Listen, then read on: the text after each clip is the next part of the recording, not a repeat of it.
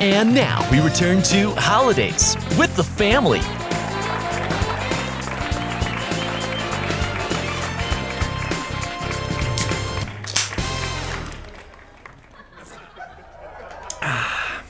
Can you pass the bread?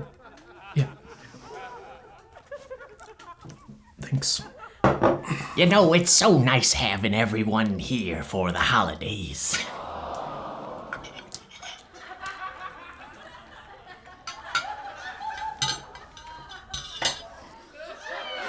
So, Jimothy, how's Benifer? I'm sorry she can't be here for dinner. It seems that she has more important people to see than her in-laws. Dad. What, she can't take a day off to Please, enjoy a home-cooked dinner with us? I already told you she can't get off work. No, she's gotta change bedpans and up the morphine. Can you just drop it?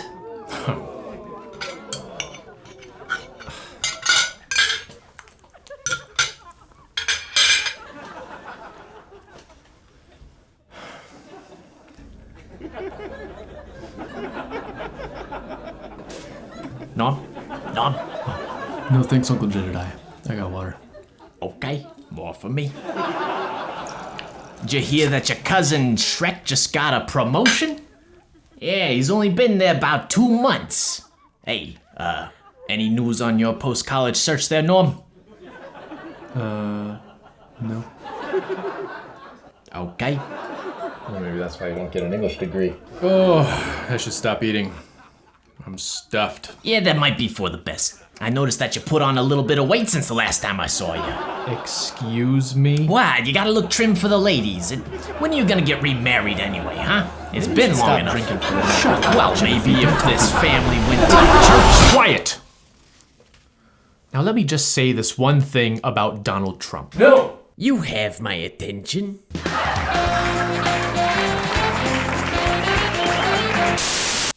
The holidays. It can be a stressful time.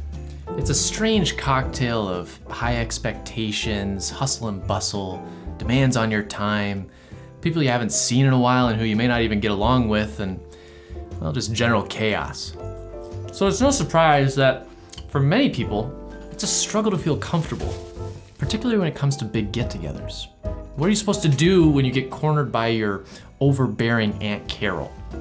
Well, here are 6 therapist-approved ways to cope with the family around the holidays. Number 1, find a buddy. There's nothing worse than feeling like you're all alone. But if you have someone who's got your back, then that can make all the difference. Talk to a family member ahead of time and share your concerns about what you're worried about, and maybe plan on how you'd like to redirect problematic behaviors or people. And that way, when you're both on the same page, then you can commiserate about how your cousin always tries to one-up you, or maybe even save you from those awkward conversations with Papa. Number 2, plan a timeout. Now listen, it's a busy time. You might feel the pressure to always be involved and always engaged and capitalizing on every second. But honestly, that's pretty draining. And it can make time with your family seem more like a chore rather than a Hallmark moment, you know what I mean? So, carve out a little quiet time. Maybe that means saying no to a few planned activities or disappearing for a few minutes, but it'll make the whole time more enjoyable for you and everyone else in the long run. Number 3, have realistic expectations. It can be tempting to imagine your family time will be perfect. But let's face it, even if you behave flawlessly yourself, there's a good chance that your family won't miraculously change. History can tell us a lot about what will happen in the future. So take a hard look at your family members and, well, anticipate that they will be themselves. Now, if your mother has a breakdown every year while baking the turkey, she'll probably have another one this year. So, before the holidays, spend a little time visualizing a realistic image of what that might look like and how you hope to deal with it. Then, if the inevitable doesn't happen, well, you can be happily surprised. Number 4, change the topic. Now, this can be difficult if the person is insistent, but if you find yourself confronted with an unpleasant conversation, it might be best to change the subject. The easiest way to do this is actually through tangents. So, for example, when your brother starts to rage about traffic and how much he hates human beings, well, you can shift the topic by talking about how you've really gotten into bike riding, or maybe talking about that new Tesla that just came out. This can get you out of some really sticky situations without ending the conversation altogether. I mean, after all, you might actually really enjoy talking with your brother, but really dislike his anger management issues. Number 5, sidestep. Stressful family interactions may find you whether you want them to or not. Most likely not. However, that doesn't mean that you have to take that psychological and emotional pressure. So, when your uncle starts to veer into an uncomfortable conversation about chemtrails, or if your grandma starts asking you about when you're gonna start having kids, sidestep the conversation. And by that, I mean walk away, literally. I mean, not in an angry way, but because you suddenly remember that you have something they have to take care of, or maybe you hear something that takes you out of the conversation. Now, you want to be kind of careful with this one. You want to do it in a tactful way so that it's not obvious and so you're not hurting the other person, but it can be a really useful tool for getting you out of those holiday ruining conversations. Number 6, try the gray rock method. Do you have abusive, controlling, manipulative, or just extremely dramatic family members in your life? Well, that sucks. You probably noticed that these toxic family members seem to purposefully try to provoke a reaction from you. They want to escalate the situation. They want to rile you up, and they want to stress you out. It's like they feed off of the drama. And in that case, it may be appropriate to gray rock them. What's that? Well, it's not really a formal method, but the idea behind the gray rock method is to be as boring, uninteresting, and unengaged as possible.